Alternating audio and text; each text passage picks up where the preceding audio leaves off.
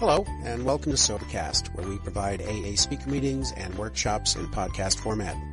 We're an ad-free podcast, and if you enjoy listening, please help us be self-supporting by visiting Sobercast.com, look for the donate link, and drop $1 or $2 into our virtual basket. We hope you enjoyed the podcast. Have a great day. All right, tonight we're fortunate to have a speaker from the States of California. Would all of you please give an enthusiastic welcome to Charlie.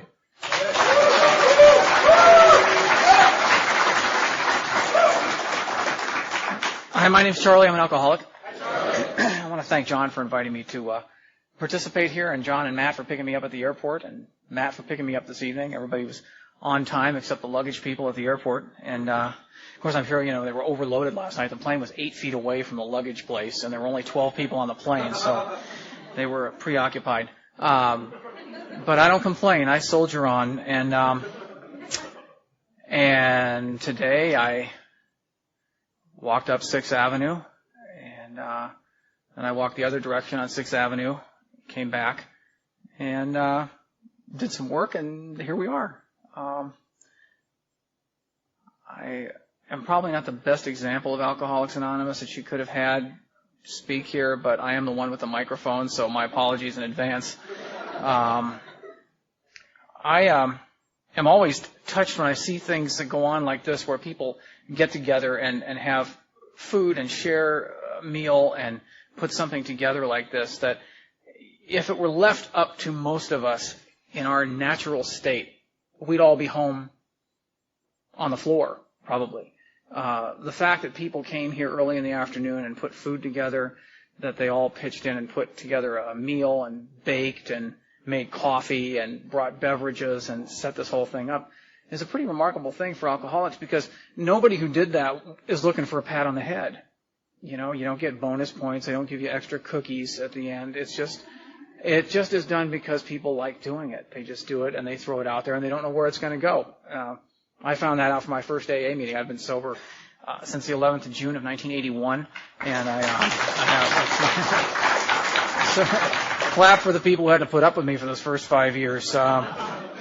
But that's my sobriety date. I have a sponsor. I think it's important to have a sponsor in Alcoholics Anonymous. I would not have anything in my life that I have were it not for the guidance of someone who had more time than I did and knew the way down the path. But when I first came to my first AA meeting, it was probably a little bigger than this one. It was in Tustin, California. It was a Sunday night. There was coffee made. There were cookies out. There was a literature table with literature on it. There was a secretary, a woman who dressed up to stand at the podium. There was a speaker who showed up with a coat and tie on to try to look like an example of Alcoholics Anonymous. And it was all there, and I walked into that. It was all in place, and I got the benefit of all of that from people who didn't even know I was going to be there and didn't even ask me to thank them. They just did it because they knew there was somebody there who might do it, might benefit from it. And I've been the beneficiary of Alcoholics Anonymous as Larry T., my friend, says, divine inconvenience ever since, because everybody who put that meeting together, it was on a June day, on a nice June Sunday, and I'm sure everyone had something better to do that day. I'm sure they did. Everybody has something better to do tonight. Everybody always has something better to do, and then they come to AA anyway, and they find something that they can do that makes them feel better than what they originally thought they could do that night. And it seems to work out that way, and those are the people who are the winners and the ones who surrender to it. I woke up the other morning. I've got 2 little kids. I started late. I've got an 8-year-old and a 6-year-old. Both of them were asleep in my bed because they come in there. That's where they want to sleep. They won't sleep in their own beds. I tried that. I tried putting them in their own beds, and then sometime during the night, I wake up and they're both in my bed. I have a girlfriend who's just a wonderful human being, and I have income. I have a home. I go to AA, and I'm active here. I have guys I sponsor. I have good health, and I have a decent life. And it took me about 30 seconds to come to the conclusion as I lay there in bed, what the hell's the use? Have you ever had those moments where everything is just fine and you just think, why bother? And that's the kind of mentality I have, and that's the reason I keep coming back to meetings, because I have, that's been the basis of my life ever since I can remember. I'm Pete and Katie's son. I grew up I was born in the San Fernando Valley in California, and grew up in Encino, California for a while. Then we fled political persecution and moved to Orange County, and I spent my formative years in Anaheim, California, which is a little bit like Aberdeen, except we have an amusement park there, and just wanted to get away. I didn't know where I wanted to go, but I wanted to get out of Anaheim, and I wanted to get away from everything. Ever since I can remember, wherever I was not the place I was supposed to be. I should be over there. I should be with those people. And I never felt comfortable with people, and I never liked people. I still have my days. Not now, of course, but actually it's not people individually, but it's just the human race that is just this loathsome mass of procreating wastes of carbon, as far as I can see. I don't understand, with the way people are, how we ever even got into a second generation of human beings, really. They're just, as my sponsor used to say, just a bunch of miserable little rat-faced bastards. All of them. The problem I have with hating the human race is, on the other hand, I demand its approval all the time. And its adoration, if possible. And it really gives your life a sense of torque to have that kind of conflict going on. But I think every alcoholic understands that completely. When I am completely lonely, I mean despairing of loneliness and futility, the last thing I want to do is be around people. That doesn't say, alcoholics go, okay, and? You say that to the PTA, and they look at you like you landed from another galaxy. You can say things in AA meetings to people that they understand that when you say it in regular company, it stops the conversation. Right near the end of my drinking, I went to college when I was 17. I started college at 17 and graduated at 30, which showed you that I was certainly fulfilled my potential. And I got an internship. I was a journalism major, and I got an internship at the Los Angeles Times, which is a big deal, down in the Orange County edition. And so I was working at the LA Times a couple of days a week writing stories, and then I worked in a bookstore as a receiving clerk. I was going to be a writer, so I thought if I got a job in a bookstore, here, let me open. Yeah. So speak for yourself. Now I lost my track, and I'm going to have to start all over again, because the LA Times, and on my last day as an intern there, I'd been there for a few months, and they took me out to lunch because they liked me, and that was important, even though I couldn't stand to go there, because the pressure was so intense that when I left there, the first thing I did was go to a bar and get drunk and get sick, and then come in hungover the next day and have to do it over again. So we're in the car, and they're taking me out to lunch, and we were driving by a big agricultural field in Orange County where they were picking strawberries. There were a lot of people in this field, and they all had the big hats on and were picking strawberries. And I was looking at them, and I said out loud, do you ever wish you could just have a job like that, where you could just be in a field picking strawberries all day? And everybody in the car, like one human, said, no! What are you, crazy? And it just looked so idyllic to me to just go out and sit in the middle of a field with nobody around me and just pick strawberries. That would just be so perfect. And they didn't understand clearly. And then after that, I couldn't be happier to be rid of them, to tell you the truth, because they were a real drag. But people don't think that way. We do. Everything looks good to us when it's not where we are right now. And people say alcoholics can't handle change. I love change as long as it's my idea. It's other people's change imposed on me that I don't like. I love change. I'd change every day. I'd live in a different house, have a different girlfriend, drive a different car every day if I could. What a life that'd be. Unfortunately, people impose things on me, and I don't like that. So I grew up, pretty uneventfully. I had a lot of potential, which I still own about 90% of it tonight. But I was always being brought into. I was an only child, so I enjoyed being alone. I enjoy spending time by myself. It doesn't bother me. It doesn't freak me out. And I was always being drawn into teachers' offices and priests' offices and counselors' offices, and have my parents in tow and have them told, Charles has a lot of potential. We just don't understand why he doesn't do anything with it. And my dad had about a 5th grade education. I think my mom had about a 7th grade education. And they really wanted me to have an education. And my reaction to that statement was always the same. I just was seething as a teenager. And I said, great. I know I've got potential. I know that. And you know it. And now my parents know it. Thanks a bundle.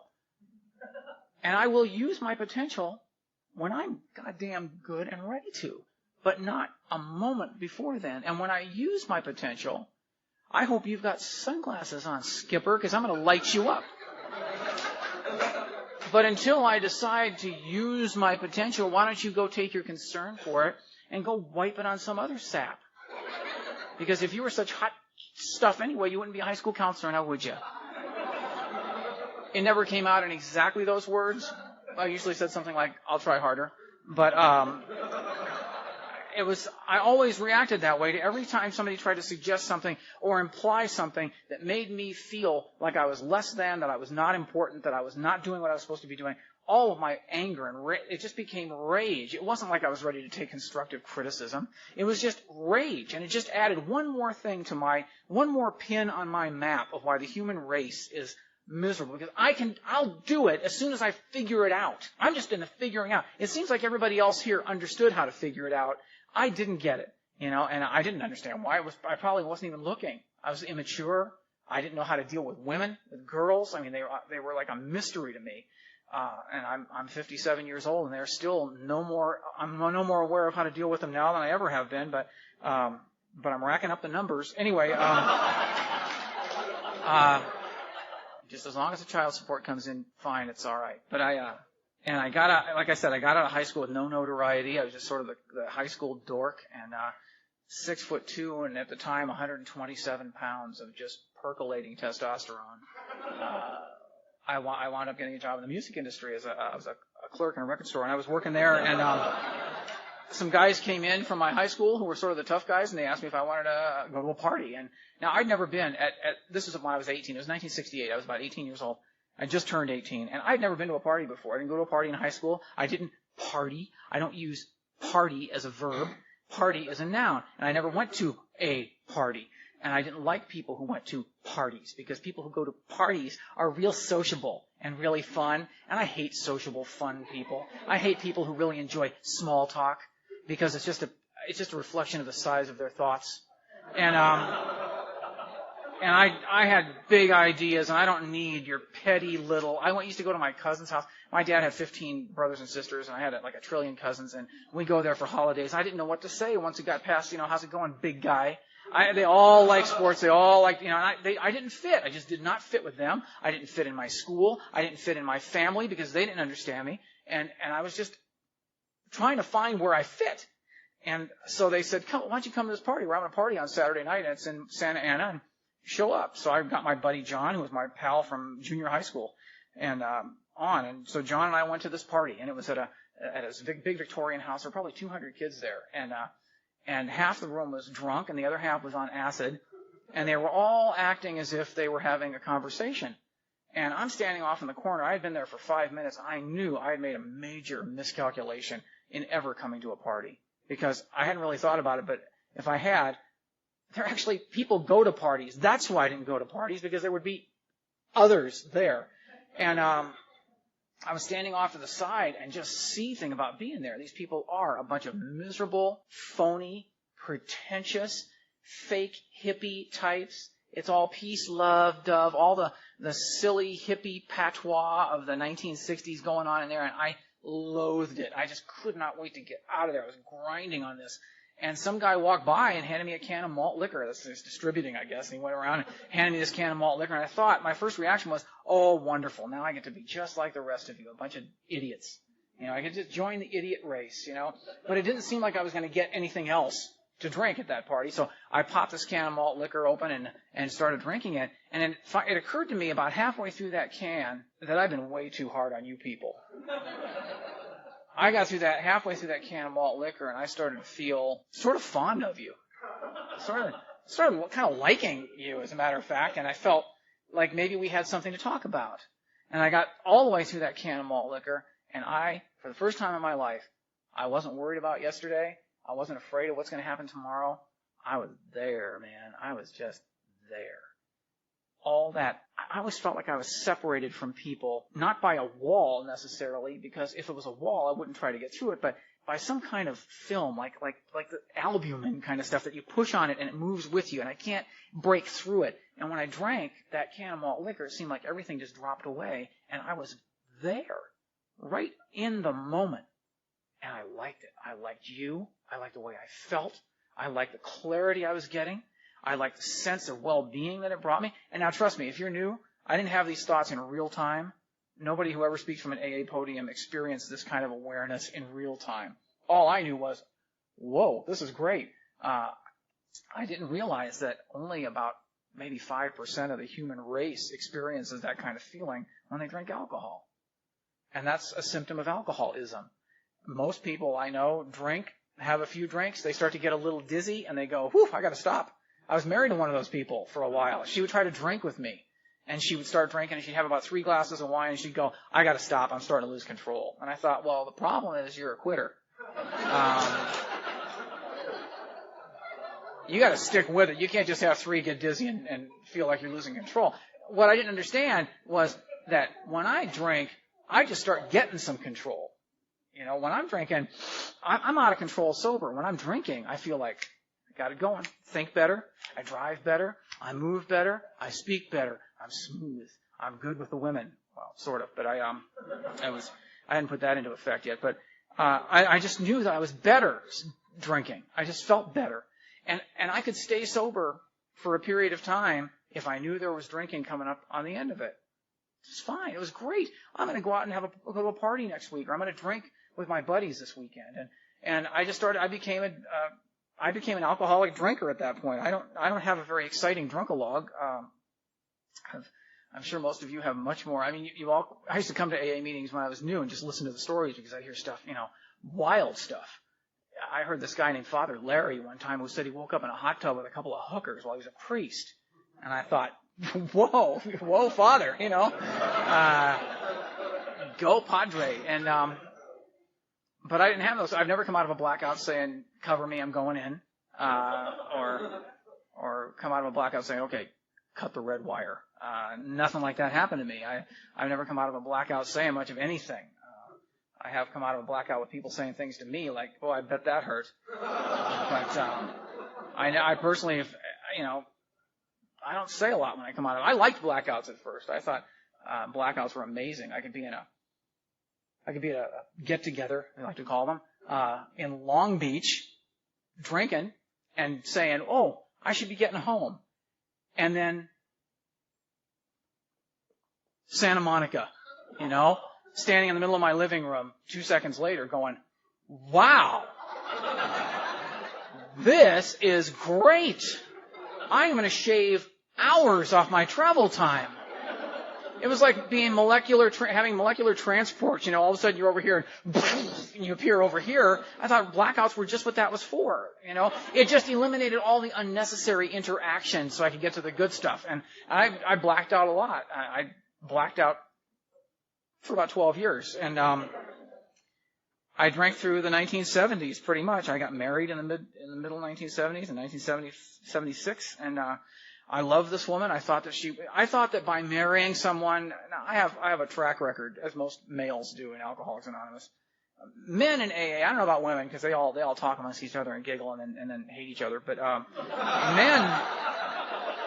men never get that way. Men talk amongst each other, and it's like it's serious stuff that men are talking about. It's like, how do we get out of this? And after it's over, we don't resent each other either. We're really like, you're my pal now. I need to talk to you. But I've always had this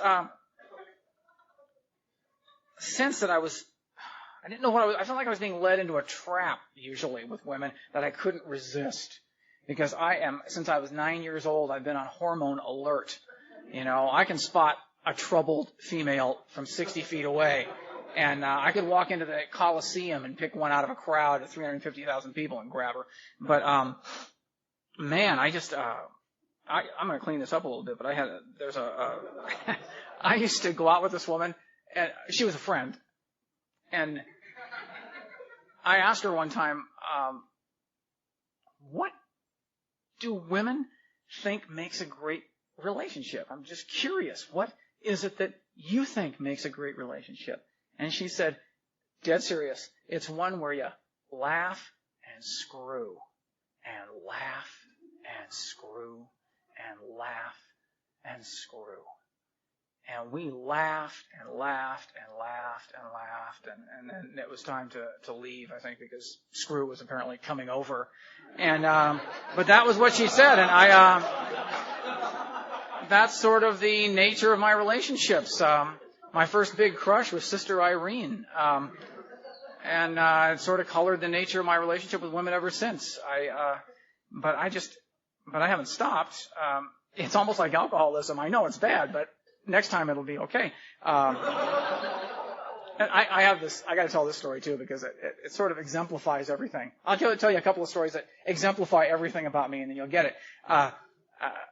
When I've sponsored this guy named Tom, and he was getting married a couple of years ago, and he said he wanted to do a sexual inventory, just a straight sexual inventory to kind of clean up any loose areas before he got married. I mean, just kind of get things done and put away. Okay, so he came over to my house. Now, my kids, we have this rabbit named Domino. He's since gone into the big warren in the sky, but Domino had a fondness for my this little pink plastic ball that my daughter had. It was bigger than he was, but he really liked this ball. I mean, he really liked this ball. Okay, and Domino would get up on that ball and hold it still, and he would move his hips so fast that if I could do it, I have a 22-inch waist. I'll tell you, he just loved this ball. And he was relentless. He was always on this ball. I'd sit there drinking coffee in the morning, reading the paper, and look up, and the ball would go by, and there would be Domino right behind it. And then it would roll over, and he'd fall off, and then he'd run away. And then not an hour later, I'd look, and there he is again doing it, and he'd roll over and fall off and run away. And so Tom's reading his sexual inventory in the backyard, and all of a sudden the pink ball rolls out in our peripheral vision. And Domino jumps on it, and he starts expressing his fondness for the ball. And Tom looked up from his inventory. He'd never seen it. He just looked over, and he goes back, and Domino falls off the ball and runs away. And so Tom continues reading, and a few minutes later, here comes Domino pushing the ball again, going at it, and then he rolls over and falls off and runs away. And Tom's looking over there. He stops reading. I said, just come on, keep reading.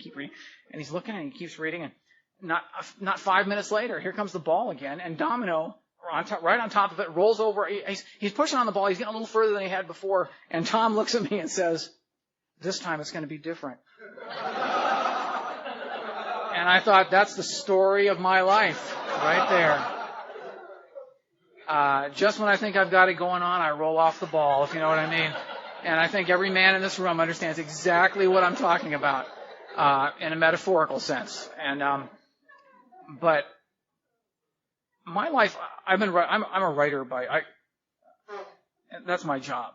And I didn't start writing until after I got sober. I wanted to be a writer up until I got sober. And then I talked with this writer who was in my group and said, I've always wanted to be a writer. And his name was Maurice Zolotow. He's long gone now, but he was just a sweet guy. And he was a pretty well-known professional writer. He turned around, he looked at me, and he goes, then write something, and walked away. And I thought, well, easy for you to say. I got big plans. And so I've been writing this story for a long time. I keep writing it and putting it away and writing it and putting it away. Because I'm not really into it because somebody wanted it, and I don't really get the genre, but I don't know much about weapons. I'm getting an education at the motel I'm at, I'll tell you that. But you see guys getting out of their cars with heavy arms, and it's pretty exciting, actually. I just run into my room and hide. But I was doing some research on handguns in the 1930s, and they said that in the 1930s, the average military handgun, when you squeeze the trigger, and I know someone's going to correct me now, but keep it to yourself. Try really hard. When you pull the trigger on a handgun, the bullet comes out of the chamber at 450 feet per second. In one of those guns. I'm sure it's much more now, but that's a flying hot piece of metal at 450 feet per second. Boom, it's 450 feet away. And if you take a handgun and you shoot it into a swimming pool or a body of water, boom, comes out of the barrel still 450 feet per second, hits the surface of the water, continues on that for another couple of feet, and then it just stops, and it just drifts harmlessly to the bottom of the pool. Such is the trajectory of my life.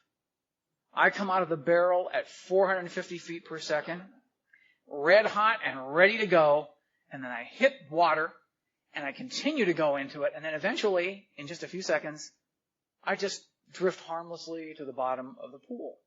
And the water is fear. And I come out blazing with ideas and thoughts and intentions that are all decent. I had good parents. I had a good school that I went to. I had good neighbors, and people taught me the difference between right and wrong. And I knew what was right, and I knew what was wrong. And I always came out with the express idea of doing the right thing. And then I hit the wall of fear, and it manifested itself, as it says in our book, in a lot of different ways. And I would just eventually just give everything up and go right to the bottom of the pool and just stop. And when I drank, I got the satisfaction of 450 feet per second without even having to pull the trigger. I just felt so good when I drank Why screw up my buzz by actually doing something? I got the satisfaction of a job well done without doing a damn thing when I drank. And I loved it. Unfortunately, when you're someone like me and you base your entire life on that, everything is put off. Everything is put off. And there's no growth whatsoever because I will drink before I'll do anything else. I'll drink before I face fear. I'll drink before I even face discomfort. I prefer to have a few drinks because it takes that away. And I can't have a few drinks, as anybody in here knows, or I wouldn't be here tonight. If I could just have a few drinks, I'd be fine. But I can only, when I start drinking with the intention of having a few drinks, my intentions go right out the window and I wind up drinking alcoholically. And, I wish it were otherwise, really. Actually not, because I wouldn't have anything in my life that I have today if it were not for Alcoholics Anonymous. But that's how I live my life. And so on the 11th of June of 1981, I had been through therapy for 2 years. That wasn't going well. I was still peeing blood and had wobbly teeth. And I'd gotten that job at the bookstore as a stepping stone to being a writer, and I'd been there for 8 years at that point. It would be 12 before I would leave. And I was sick. One time I came back from lunch, and I was still on a buzz from drinking at lunch, and I fell off a loading dock and broke my wrist, and had all these little, I pulled over by the cops quite often. And in those days, you could pretty much get away with murder in L.A. with being pulled over by the cops, because if they had something better to do and they got a call, they'd go take care of that and leave me there. And I had more times where either the cops knew me from being graduates of Santa Monica College or something. Sometimes they just take your keys and throw them in the trunk of your car and slam the lid and say, come back and get them tomorrow, and walk home.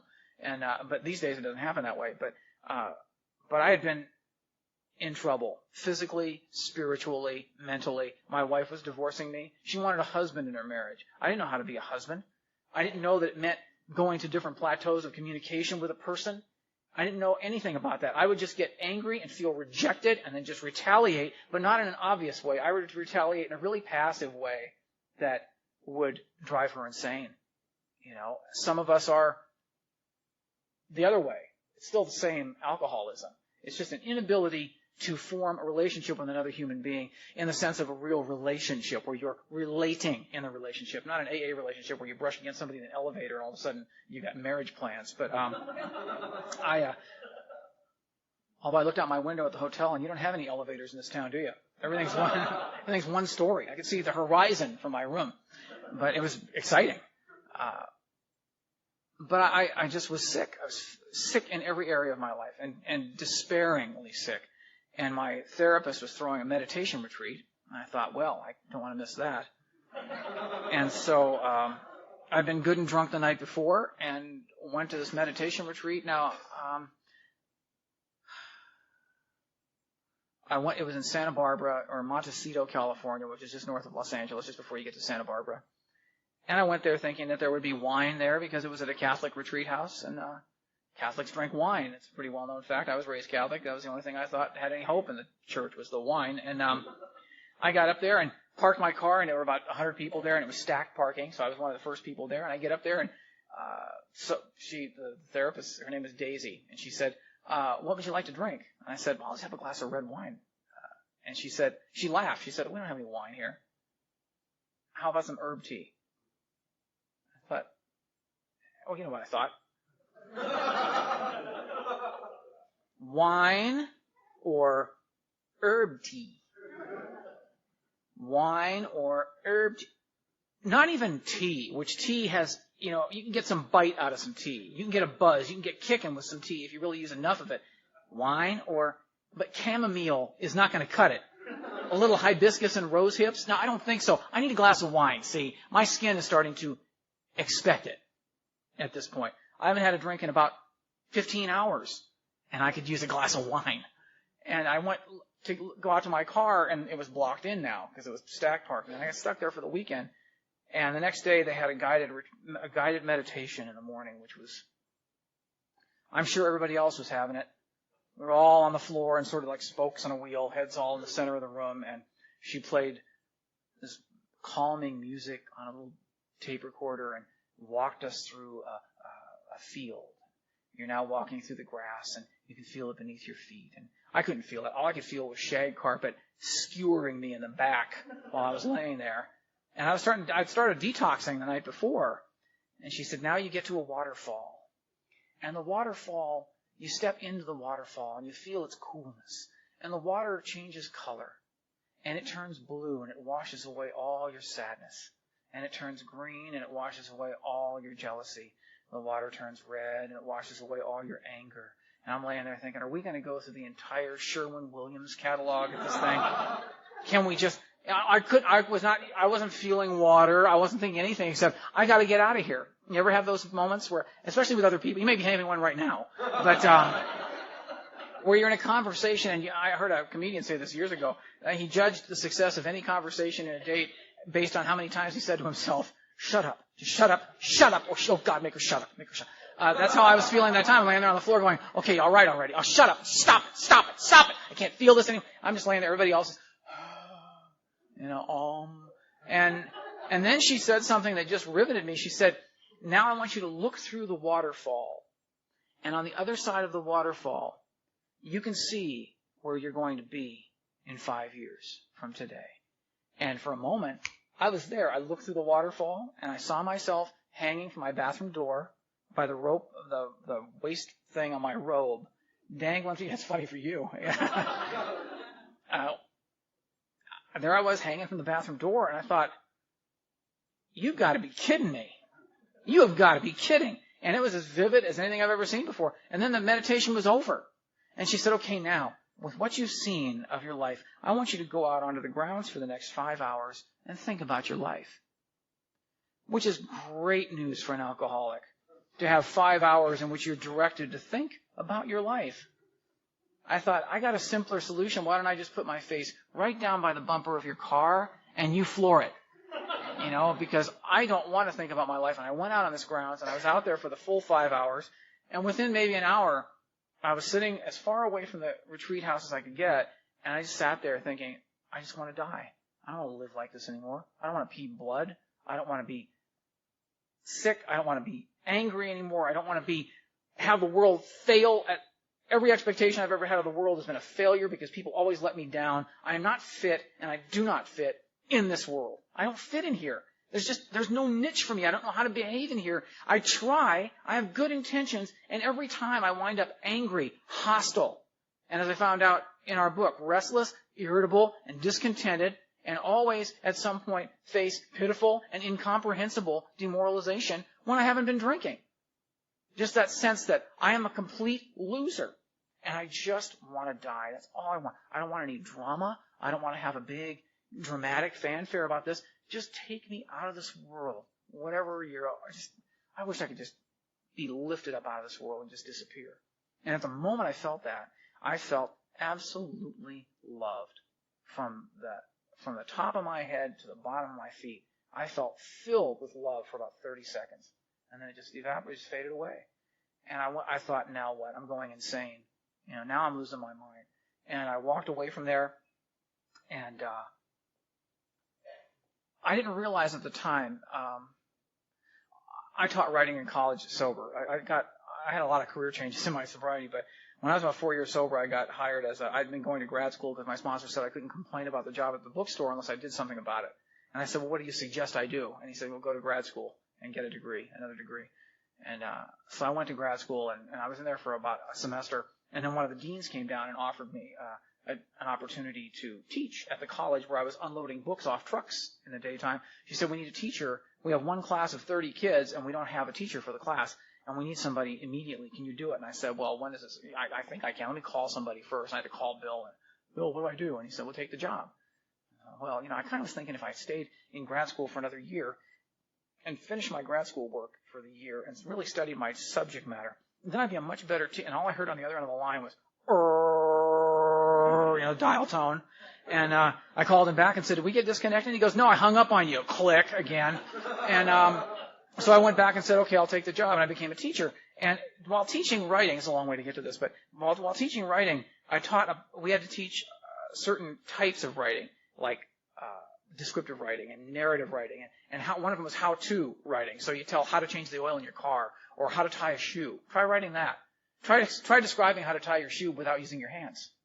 We used to give them those exercises and watch them squirm and get upset. But I taught how to do something by using an essay from a writer about how to open an oyster. And those oysters, you can't pull them apart. They're solid muscle. They're sucking it in. You try to open one and they won't budge. You can't pull it open with your fingers. But an experienced fisherman can take a knife, the tip of the knife, and run it around the outside of the shell where the two pieces meet together. And they have to breathe. They have to open up a little bit to let oxygen in. And that's called the purchase point. And when the fisherman hits the purchase point with a knife, you can slide the tip of the knife in there, push it in, and just pull that baby open and open it wide up. It doesn't have any power against that. And once it finds the purchase point, you can open oysters all day as long as you can run that thing around and boop, there it is. Open them up. In the same way, the purchase point inside of me was that moment where I just did not know what to do. I didn't ask God for help, but I dropped all my resistance against any kind of outside help. And that was that little place where he just got his point in me, split me wide open for a second and said, I'm here. When you want me, I'll be here still. And then when I finally got an awareness of that something happened, I shut the door again. And I've been spending the last 26 years trying to get the door open again a little bit at a time through help from people in Alcoholics Anonymous. I went home from that retreat and I haven't had a drink since. I haven't taken a pill. I don't drink near beer because I don't want to be near sober. And I think drinking near beer is like a reformed junkie taking empty syringes and just poking at his arm.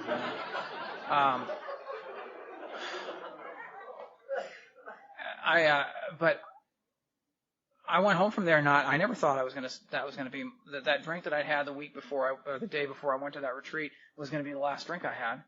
But I went home from that retreat and I thought, I'm not going to drink today. And I didn't drink and I white knuckled it for a while. I went to a wedding reception, and didn't drink there, which was crazy. It was crazy. And then I went to my sister-in-law, my soon-to-be ex-wife's brother died of alcoholism at 25. He drowned. I drank with him. We drank alike. We knew exactly where we were going and what we were doing. And he drove up to Lake Castaic in California and went in the water one day and never came out. And they had to drag the lake for him.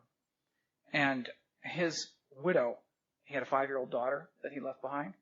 And his widow was alcoholic like I was, because I'd been drunk with her too.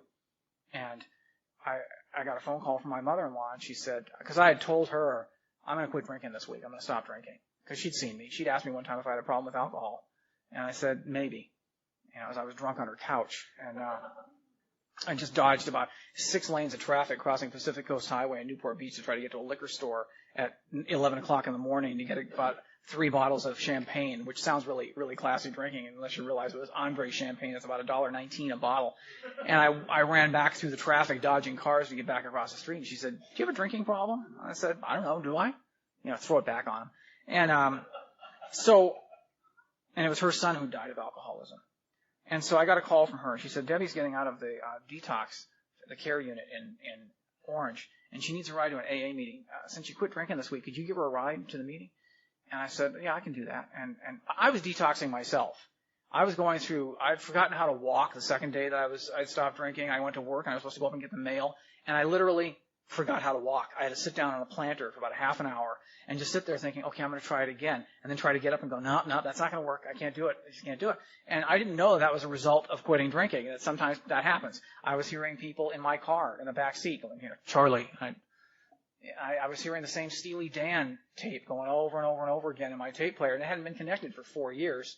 It just kept playing. And I was flipping away. I kept getting these imaginary gnats, these things that congregate right at the edge of your vision until you look at them, and then they go away, and then you go back to talking to the person you're talking to, and back they are again, like this, and you keep looking. All I could do was brush them away, which was unnerving. My boss at work, she'd be talking to me, and I'd be going, yeah, I can do that, and it was. Now I do that because I'm mining hair, and so I went to get Debbie and picked her up, and it was about 25 minutes to the meeting, 25-minute drive. And I'm in my beat-up old Volkswagen. It doesn't have a reverse. It hadn't had a reverse for years because that would have been way too hard to get it fixed. It was much more convenient to try to find a hill to park on facing downhill with no one in front of me. That seemed a lot easier than trying to actually get the transmission fixed, but that's another story. But if you're alcoholic, you understand. And so I parked, and I got her and drove her up on the way to the meeting, in the 25 minutes it took to get to the meeting. This woman who had 22 days of sobriety 12-stepped me. And I didn't even know I was being 12-stepped. She looked good. She sounded good. She looked like a different person than I had seen a month earlier. And she said she'd been going to 3 AA meetings a day in this care unit, and that she was understanding the program, and that it made her feel like there was some hope, and that she felt like a different person, and she really liked what she was doing, and really wanted to get to this meeting to see if she could keep it going outside of the care unit. And I pulled up in front of the care unit, in front of the meeting that night, and I said, here you go. When would you like me to come back and get you? And she said, well, why don't you come into the meeting with me? And I said, because I'm not an alcoholic. Really? Charlie. No, don't even pay any attention to them. They just, I said, I'm not an alcoholic. And I was serious. And she said, you don't have to be an alcoholic. It's an open meeting. Maybe since you quit drinking this week, if you come in, you'll hear something that'll help you to stop drinking. And that was all I had to hear, was that maybe that somebody could help me. And I didn't have to be an alcoholic to go in there. I didn't have to say I was an alcoholic. But I went in there and I felt guilty anyway, because I thought I was sort of mocking you by being there, because I still had the ember of potential going. And once I got that fanned again, adios, amigos. I really appreciate what you're doing here, but it really is loserama. And that's how I felt when I came in. And people kept coming up to me. Now you got to understand, at the time I was 30 years old. I wore a Sherlock Holmes hat. I had shoulder-length hair and a big mustache. I had sunglasses on and was in a wool jacket with a wool sweater vest, and my shirt buttoned to the neck, and it was about 109 outside that day. And I'm standing in the back of the room, and I wore boots at the time, and I'm rocking on my heels and doing this and getting really annoyed when people would come up and say, are you new? I thought, no, I'm not new. Because I thought new was like you were drunk when you came across the threshold of the meeting. I got 4 days.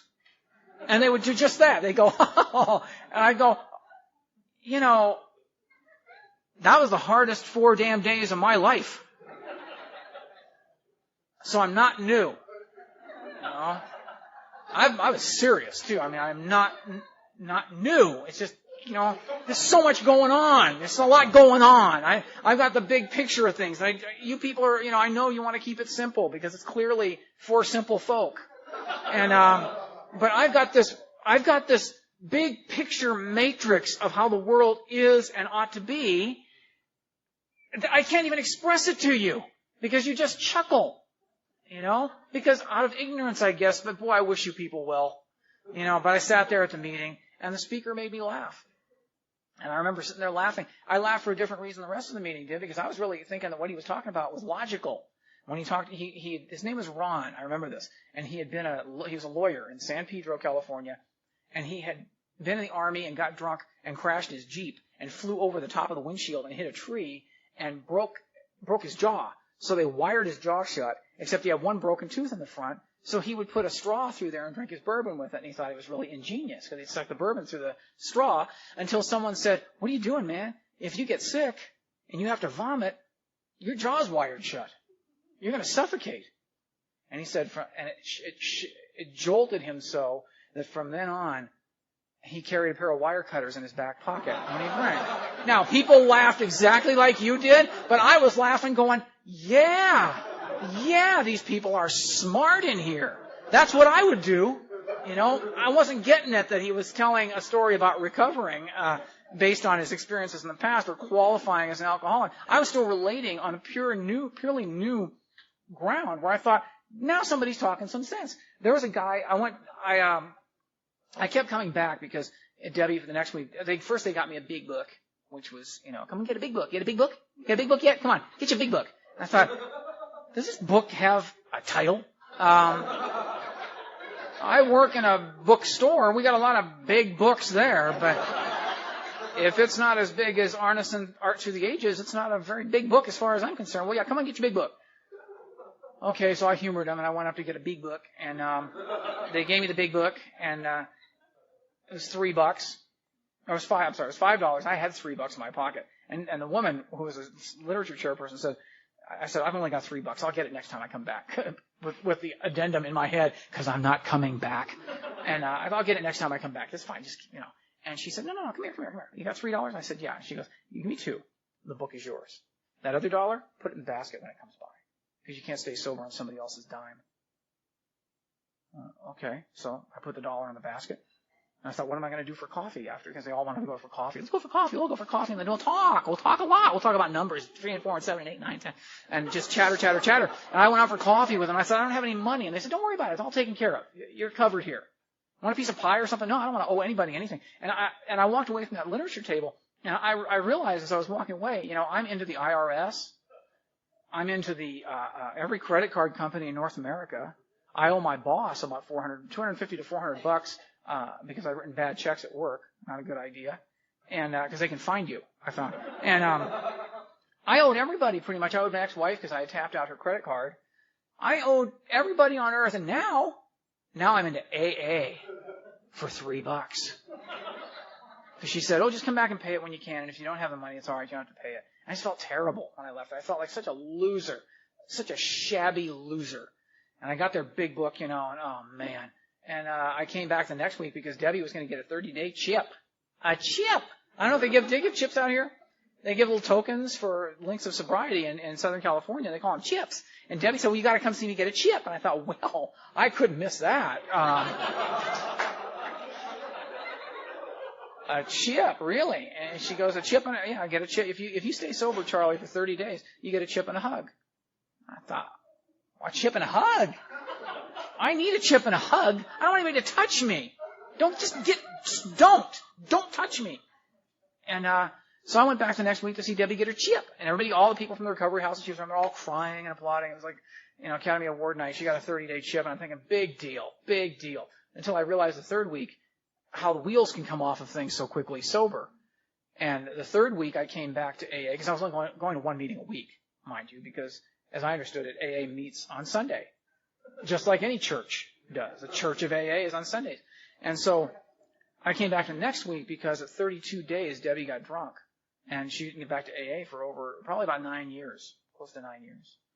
And then I felt like I'd been dumped in AA. Like, oh no, I don't have any friends here now because the only person I knew was Debbie, and she got drunk, and she gets to drink. That was my first reaction is, oh man, she gets to drink, and I'm stuck here because I know I can't drink. I just can't do it anymore. And so I was still detoxing, and I went there for the next 2 weeks, and then finally somebody suggested I start going to meetings closer to where I work because a guy named Keith Carpenter spoke at the meeting, and he asked me how many meetings I was going to, and I told him, 1 a week, and he said, that's not enough. You got to go to more. And I said, well, by the time I work in Santa Monica, I live in Anaheim. It's about a 40-mile drive. By the time I get home, it's 8:30. I can't get to a meeting. It's too late. He said, well, why don't you go to meetings by where you work? I hate that kind of logic. That just annoys me no end. And I thought, okay. He said, here's where the meeting I go to meets on Wednesday nights. I'll look for you there. He gave me the address of the synagogue for the Pacific Group, and I went there, and at the time, the Pacific Group was about 300 people, all happy, full of hope. Just irritated me no end. And I didn't get it. I went in there, and I didn't understand how people could be so happy, sober. That there must be some kind of joke. There's something here that I don't get yet, and I think I'm going to find out and be really disappointed again in who these people are, because they all seem to be sincere. But I know there's got to be a sales pitch. There's going to be a rub for money. There's going to be something that's going to I got my guard up for everything in AA. And I sat next to this woman. I'll tell you, this turned my head in AA. I'll tell you. I sat next to this lady named Alice. And Alice was this little black lady, and she's in the back of the room. It's like a little banty rooster. And she was about my age, so she had to have been about 30 at the time. And she's sitting in the back of the room, and I sat down next to her because it was an 8:30 meeting. I got there early. I was there at 8:28, and sat down, and she says, how long are you sober? I said, about 30 days, because I got my chip and a hug. And actually, I was 45 days sober at the time. And I said, how long are you sober? And she says, 35, and she didn't like that. I was sober more than she was. And she says, where do you go to meetings? And I said, well, I haven't been going to many meetings. I'm just here because someone gave me a card to come here. And she says, you got a sponsor yet? No, I don't have a sponsor. She goes, you better get you one. Okay, I'll get me one. You gonna be at the meeting tomorrow night? I said, I don't know where the meeting is tomorrow night. And she goes, you got a piece of paper and a pen, or a piece of paper? And I said, yeah. And I gave her a deposit slip for my checkbook because it wasn't likely I'd be using that anytime soon. And I handed her that, and in this, she had this rapidograph pen, and she wrote in the tiniest, finest handwriting. because I told her where I worked. She wrote me directions Monday through Sunday from the driveway of where I worked. All in this tiny, perfectly legible handwriting, Monday through Sunday. You pull out the driveway on Monday night, you turn left. You get to 20th Street, turn left again. You drive down, she gave me all the directions by all the local stuff that I was used to. And I kept that thing in my wallet for probably 6 months before it just fell apart, before I memorized where I was supposed to go. But I go there the next night, because Alice gave me this, and sure enough, she comes shooting through the crowd. Here comes Alice, and she, hey, you got a sponsor yet? I go, no, not yet. She goes, you better get you one. I said, yeah, I'll get me one, Alice, And I asked somebody, what do I need? What's a sponsor for? And he said, well, they'll take you through the big book. And I thought, they'll walk me through that complex big book that you have? That deep metaphysical text? They'll help me. I got a degree in journalism and a minor in English, but I need someone to help me unpack the jaywalker analogy.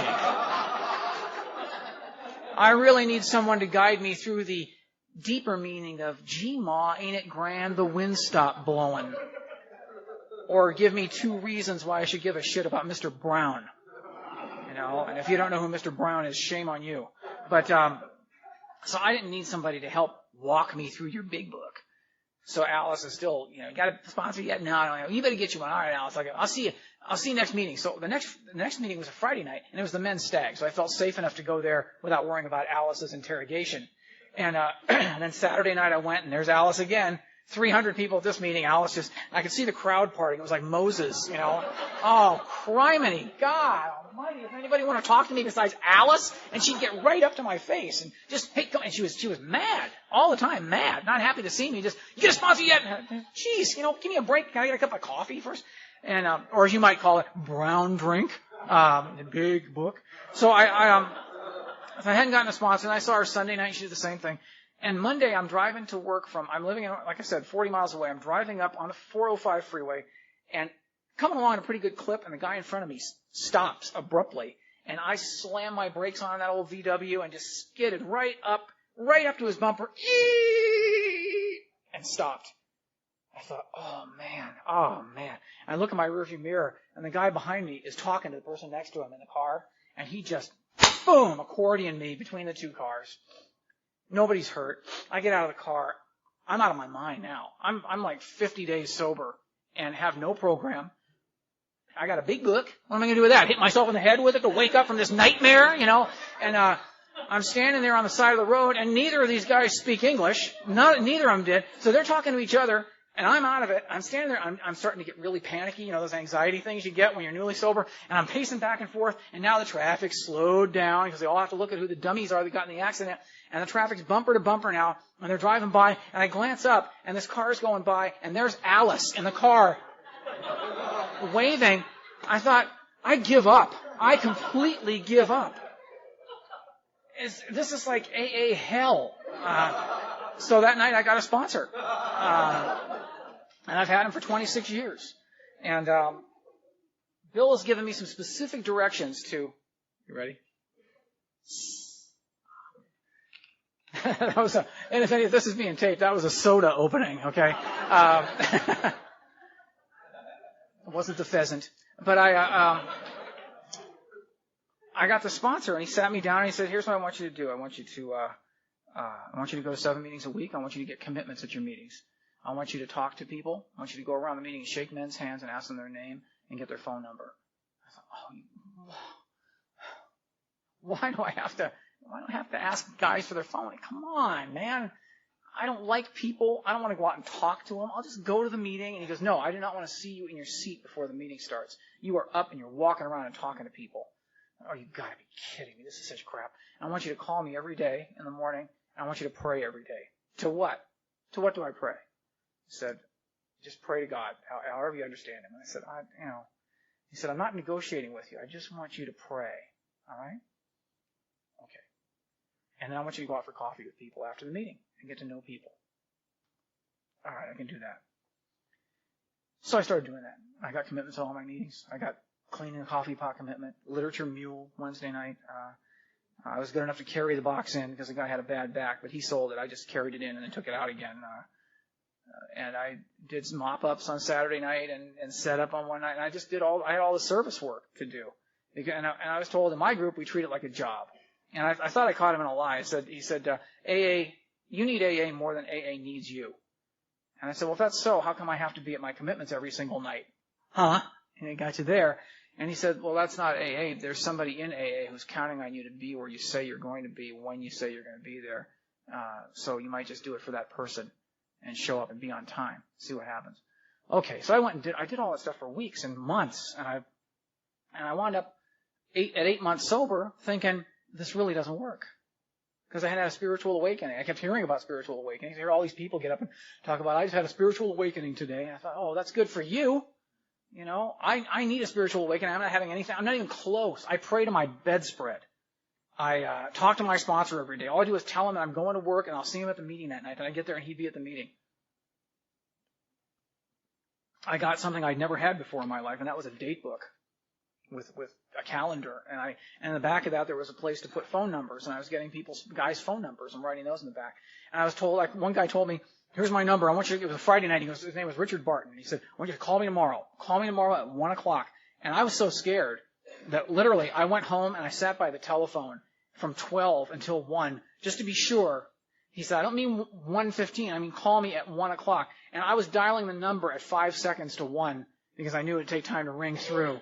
I got him right at 1 o'clock. And I go, Richard, it's Charlie calling you at 1 o'clock. And he goes, oh, hi. What are you calling for? I thought I was the most important part of your day, you know, the way it sounded last night. I said, well, I was a new guy you met last night, and you told me to call you. Oh, yeah, how you doing? Okay. You going to the meeting tonight? Yeah. Great, I'll see you there. Click. Wow, I was kind of hoping for a little more, you know, like the secret to what's going on around here.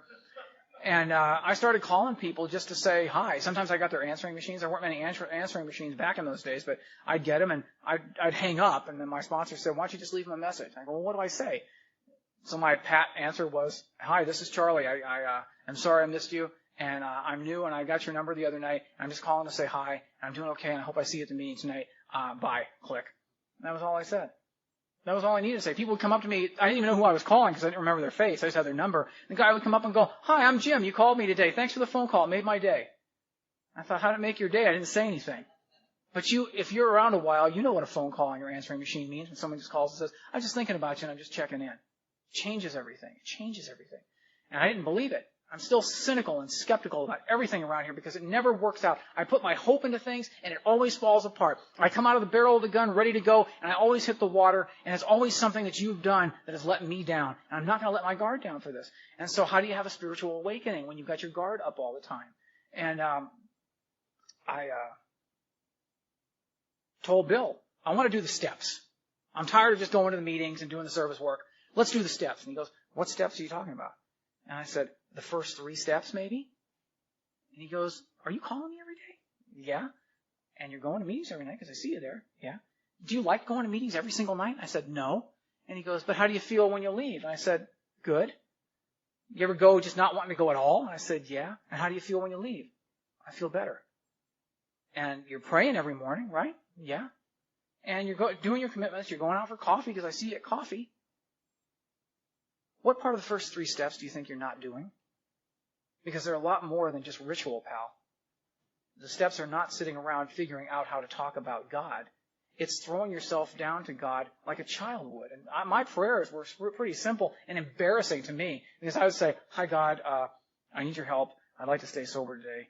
Please show me what you want me to do, and I'll try to do it, and give me the power to do it, and thank you. And I would pray for the people that I knew who needed help. And then I would just say, and please give me, please, when you let me know your will you please let me know in a really obvious way? Because if you don't, I will miss it. I will miss it. So be really obvious, please. Thank you. And that's how I prayed. And, but I wasn't getting the spiritual awakening I wanted. And then, Bill said, I said, when can I expect a spiritual awakening then? And he goes, you can't expect anything in sobriety. Just be ready to be surprised. Just relax.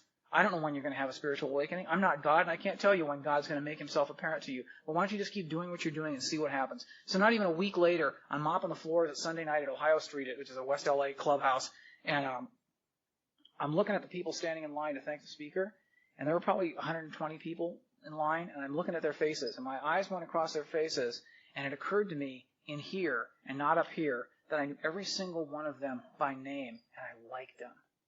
I liked them.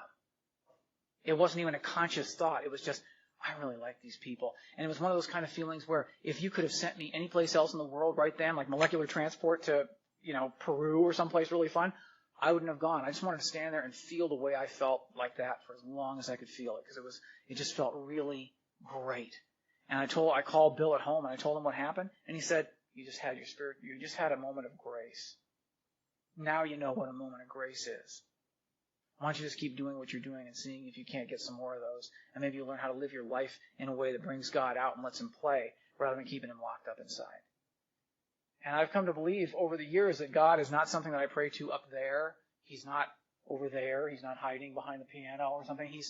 God is inside of me in the same way that he's inside of you. He's in this podium. He's in this soda. He's in the lighting. He's in everything. He's in everything. He permeates this life.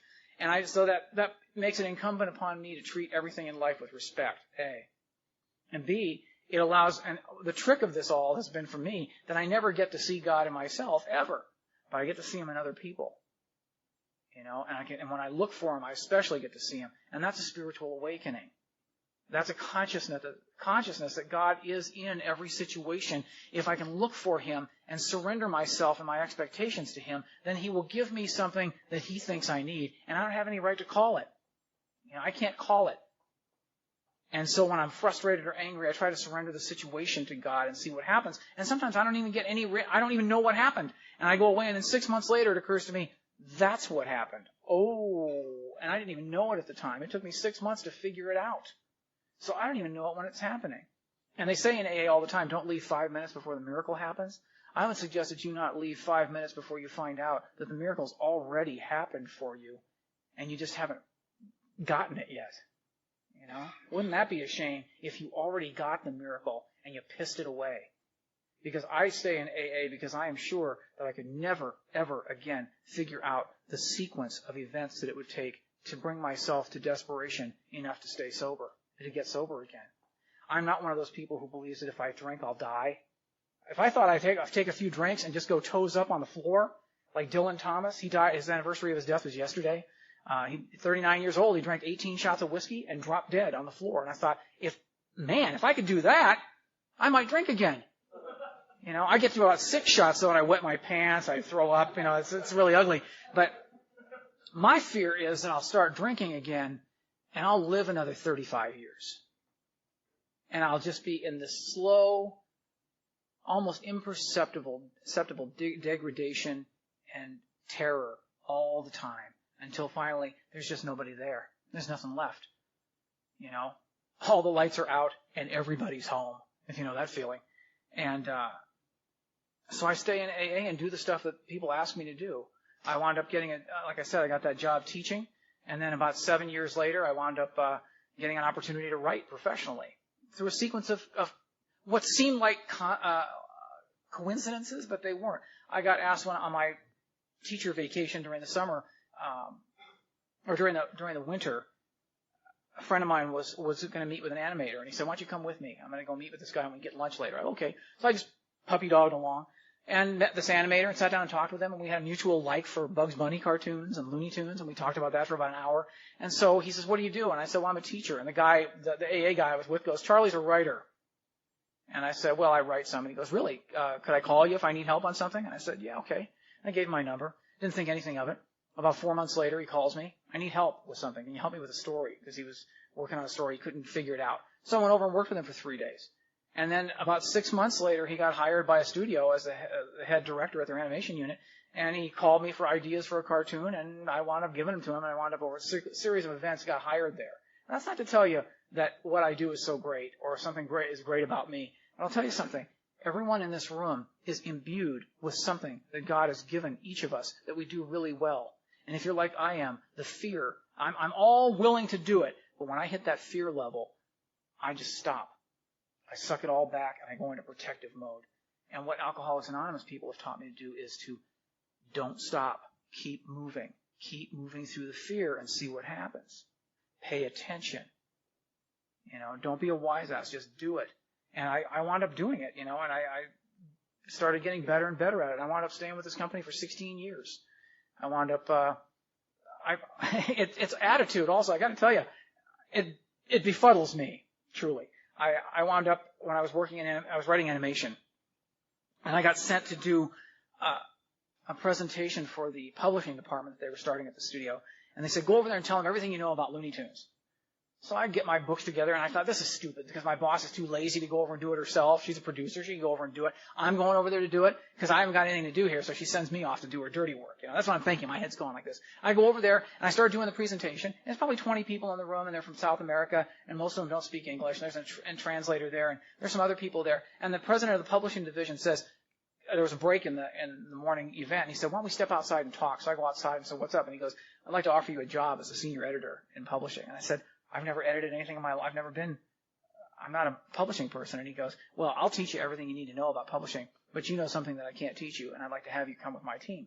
And so I wound up working for this guy by doing something that I didn't think I wanted to do. By doing this presentation, but understanding that according to my AA program and what people have taught me, that I throw myself into everything I do with a positive attitude. And I wound up doing that for years. And then I wound up being in marketing at the same company.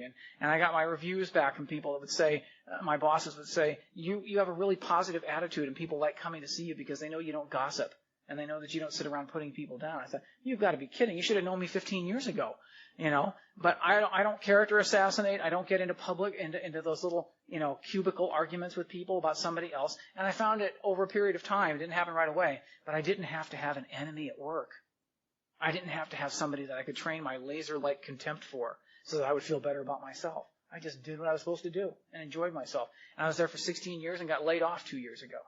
And, didn't know what I was going to do. I was 55 and had 2 children. By the way, my children are the light of my life, but I was in a marriage, and we had these 2 kids. And without going into a long story, my wife told me after 3 years of marriage that she had never been in love with me, and that she only wanted to have children, and that she didn't want to be in the marriage anymore. And I was devastated. I mean, completely had the pins cut out from under me, because I was not. My parents never divorced, and so I didn't know what to do, and who comes out of the woodwork but all the divorced dads in my group sidling up. What's going on? You seeing your kids enough? How's it working out? I don't know what to do when I'm with my kids. I'm 55. I don't know what to do with these little kids. They're little. They were tiny little kids when we got divorced. And these guys taught me how to stay engaged in my children's lives, and how to be a good father, and how to make sure that my child support payments are always on time, and how I was never, ever to talk negatively about their mother in front of them. Ever. And I've been able to hold on to that and stay and not do that. And it's changed my life. It's changed everything. And so when I got laid off, I thought, oh man, I've got all this child support. I have a mortgage. I've got all this stuff to do. I have no income. What am I going to do? And someone said, well, why don't you start your own business? You know how to write. Why don't you start a writing business? So I did. And I've been doing that for the last 2 years. So I'm trying to keep that going, But you know what? What is funny? This is the point in my life where I would be running for the hills, terrified, and drinking. Because it's just too much raw information. I can't process it. But I realized in sobriety I don't have to process it alone. I have a whole resource, a whole reservoir of people who have experience that they can help walk with me through this. And in turn, I'm able to walk through it with other people. I was able to make amends to my mother. She died in 2001. And over a period of a couple of years, I copied what Sharon B., now Sharon C., did with her dad, and started paying my mom back the money that I owed her. I paid back my ex-wife's credit card money. I paid back the IRS, which is an interesting phone call. If you haven't done that, I certainly encourage you. Because I found something out about dealing with the IRS, and that is that there are actually people there who will talk to you, who are not crazy and are not punitive, but who wanted to help. And they helped me. They helped me get out of my IRS debt so I don't have to look over my shoulder. And there was a guy in AA who sat down with me for a year, and I had all these debts piled up. I had a box full of bills. And he sat down with me and he said, here's the letter. Here are the letters you have to write to people. Write them by hand. 26 letters I wrote to people about the debt I had and told them I was going to pay them back, but I couldn't pay them the full amount today. And I couldn't pay them the full payment amount today, not even the minimum. But I'll send them $5, and if that's not acceptable, please call me and let me know, and we'll make some other arrangements. No one ever called me. I just kept sending the money in. And as I got back on my feet, got a little bit ahead, I started sending the full payments in. And within 2 or 3 years, I had most of that debt paid off. And my mom's debt was something that was nagging at me. And and then I had amends to make to my father, who had died when I was 23. And boy, I didn't know what to do with that, because my dad I thought my father had been so disappointed in me. He'd been a drill instructor in the Marine Corps for 8 years. And you can take one look at me and know that my athletic days are ahead of me. And I thought my father must have been so disappointed. And my mom had I've had moments where I really had trouble getting a connection with God as a higher power. And one of those reasons was, as I found out in an inventory, was that when I was about 8, my mom had a baby. And my mom had 2 babies before me, and they both died at birth. And then she had a baby after me, and that baby died at birth. And so I had no idea what kind of grief my mother was in. All I was thinking about was me, of course. But I was only 8 at the time. And I asked God to help the baby be safe and help my mom be okay. And the baby died. And I think something in the back of my mind just clicked off as far as God. Because if he doesn't answer the prayers of an 8-year-old, then what kind of a God do I have? What kind of a God is he if he can't even listen to an 8-year-old? Maybe he just listens to the people he likes. And I knew I wasn't ever going to be able to do enough to make him like me. So just forget about him. I just ignore him, and maybe he'll ignore me, and everything will be okay at the end. And that was my relationship with God. And then I got to the part of my inventory where they said, what was your part in your resentments? And I thought, my part? You've got to be kidding. What was my part in that resentment? I was 8 years old. And I asked God for a favor, and he didn't answer it. What was my part in that? And my sponsor said, that's right. I said, well, how could I possibly have a part in that? And he said, because you've been carrying it around for 30 years. It's time for you to let it go. It's time for you to drop it and start trying to find out about God in a different way. And it stunned me, the information that I was getting from the sponsor. And so I went back to make amends to my dad. And my father, I'll tell you a story. I have 2 stories. I'm going to sit down. My father used to make lunch for me every day. I tell the story all the time, so if you've heard it, you can go back to napping. But he used to make lunch for me every day from about the 7th grade to about the 10th grade. And we didn't have many resources. He had very little education. He worked at McDonnell Douglas for years and was just a self-taught man.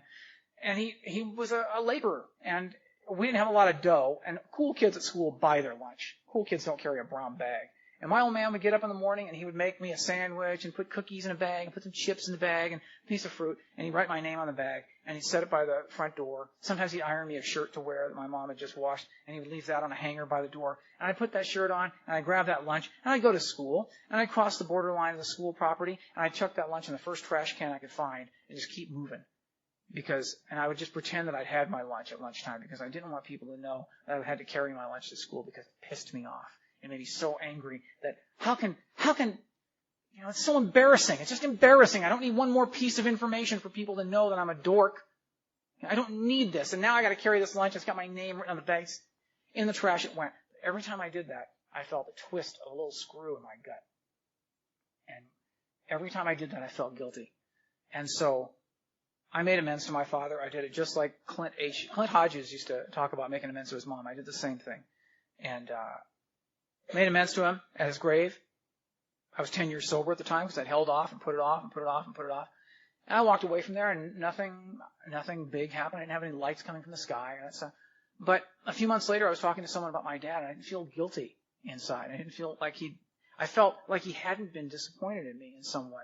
And so I didn't understand that feeling. I was like, how would I know that? And I went to my mom and I was sitting at her kitchen table and I said, I have a confession to make. If you will. I used to throw my lunch away. Dad would make my lunch every day. And I would throw it in the trash every day when I got to school and wouldn't eat it. And I just felt guilt. I feel bad about that. And she said, I know you did. And I said, how do you know I threw my lunch away? And she said, well, your dad told me. And I said, how did he know that I was throwing my lunch away? And she said, well, he'd ask you every few months. He'd say, how's the apple I put in your lunch? And I'd say, it was great. And it was an orange. How was that bologna sandwich I put in your lunch? It's great. It was peanut butter. Never made a big deal about it. He just kept making my lunch and putting it out there. And I said, well, if he knew that I was throwing my lunch away and he continued to make it, why did he do that? And my mom looked at me across the kitchen table and just half smiled, and then I got it. He just did it because it was an act of love. And I wouldn't have understood that unless I'd been in Alcoholics Anonymous and witnessed it in action. And love is not an emotion. It's not some little tingly thing you feel. What love is what you experienced tonight. People put food out. They prepared food. They set up this meeting. They made coffee. There's someone who picked me up at the airport last night at 10:30, 11 o'clock at night, which is an inconvenience, but it was purely an act of love. They didn't love me to do it. They love Alcoholics Anonymous. And that's one of those actions that you take when you love something or when you love somebody. You'll get out of bed at 3 o'clock in the morning and go sit down and talk to them over a cup of coffee because they're scared or because they're afraid they're going to drink or because there's something going on in their life where they're afraid their sobriety is threatened. And you just get up and go do it. It's just an act of love. It has nothing to do with emotion at all. Usually it's inconvenient, and usually you're cursing the whole time you're doing it. And then when it's done, you go, I'm so glad I did that. I feel so different inside for having done it. And my father did that. And I never got it when he was doing it, you know. And the food is laid out here every single night. The lunch is made right here. And if you don't want to eat it and you want to throw it in the trash, that's your choice. But we're not going to stop making it. You know, we're not going to stop doing it. It's here for you anytime you want it. 2 years ago, one of the great fears in my life, and one of the things I was most ashamed of, was that I didn't know how to swim. And in California, that's almost like a mortal sin. And I wouldn't go to the beach. I lived at the beach with my first wife for 5 years and went to the beach twice, I think. And couldn't go in water. I was terrified of putting my head underwater. And then I had children, and my kids wanted to go to the public pool. And we get in the pool. You know, my son at 5 could already jump in the pool and swim. He's like an otter. I thought, oh man, you know. And I'm in the water. I'm sweating, you know. So I'm with my daughter in the shallow end because she can't swim yet. And she's going, let's put our heads under the water. Oh, no. Daddy doesn't do that. She goes, well, let's just put our faces in the water. I don't think we're going to do that. And she said, oh, come on, I'll hold your hands.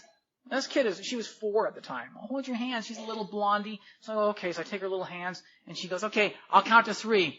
1, Daddy, 2, Daddy, 3, Daddy. And we both put our faces in the water, and I hold my head up really fast, sputtering and spitting. And she's beaming. She's as happy as could be. You know, we both put our faces in the water. So fast forward that summer, the next summer, and I'm at a Club Med of AA people. And it's in the Caribbean. My setting, exactly. I keep my clothes on just as a public service. I'm not one of those people that gets out and struts his stuff. And so I see a writer friend of mine, Annie, who says, how come you're not going in the pool? And I said, I'm not a pool guy. And she goes, can you swim? And I go, I'm not really into going in the water. She goes, you can't swim, can you? I took lessons when I was a kid. She goes, but you can't swim, can you? And I said, no. And she said, well, then meet me here at 11 o'clock. And I'll give you your first lesson. How's that? I said, oh, God, Annie, I don't know if I can do that. She goes, just come on, go get your swimsuit on and meet me here at 11. It's about 9:30 in the morning. So this is the second day of this trip. It was a week-long trip in the Caribbean. So we get to the edge of the pool. Annie's got a hold of my hand. She goes, okay, let's say a little prayer. God, please be with Charlie and me while we learn how to swim. Thank you. And she says, jump. And we jump into the pool. Scared the crap out of me. I mean, we just jumped right off the edge of the pool into the water. And my heart almost stopped beating, you know. And she goes, that's how you get into a pool. You jump in. You don't step into the pool. You don't tiptoe in. You just jump in because your kids are going to want to jump in. Okay? Okay. First thing you got to learn this week is how to do tea party. You know how to do a tea party? What is that? She goes, you sit cross-legged on the bottom of the pool and you pantomime drinking tea with your daughter. She's going to want to do that. You have to know how to do that. Second thing is Marco Polo. You got to learn Marco Polo. They're going to want to do that. That's what we're going to learn this week. Well, I thought tea party? You mean sitting cross-legged on the bottom of the pool? Like with the water over my head? I'm not going to do that. And she met with me there. We did that lesson, and then she said, come back at 3 and we're going to do it again. So I came back at 3. And then that night we're at dinner and in this communal dining hall, and she's talking to this woman, and I walk by, and Annie goes, hey, Charlie, 11 o'clock tomorrow morning, remember. And the woman she's talking to says, what's going on with you guys at 11 o'clock? And Annie goes, I'm giving Charlie swimming lessons this week. And the woman, whose name is Laura, she lives in Colorado, she said, isn't that funny? I teach adults how to swim in Colorado. That's my job. You mind if I join you? And Annie looks at me and goes, that's God showing off right there. So I had Laura and Annie giving me swimming lessons. By the end of the week, I could swim the width of the pool, breaststroke with my head underwater. I could do tea party, and I could do Marco Polo by the end of that week. They even gave me a little plastic medal, you know, a chip, if you will, as a reward. And so that about 6 months later, I take my kids to the pool, okay? And we get in the pool. My son, he doesn't care what I'm doing. He's on the other side of the pool bobbing around. And my daughter, I've got her in the shallow end, and she's just getting ready to swim now. And she goes, are you going to swim? And I said, watch this. Ready? She goes, okay. So I take a deep breath. I go and sit down cross-legged on the bottom of the pool and bob back up again and look at her and said, guess what? She goes, what? And I said, I learned how to swim this year. She goes, I know. I taught you. I thought, She really thought we put our faces in the water that she had taught me how to swim, and I wasn't going to tell her any differently. I want you to know something tonight. No matter what your fear is about sobriety, no matter what your fear is about your life, no matter what your fear is about the things going on around you, that pool of water is your fear. And you will never have to go into it without having one of us to hold your hands when you jump off the side. And we'll teach you how to stay in the water and how to stay afloat in this water and how to enjoy the water and enjoy the company and keep coming back. And all we ask is that the next time you try to show somebody else how to stay afloat. I want to thank John again for having me, and thanks everybody for listening. Appreciate it.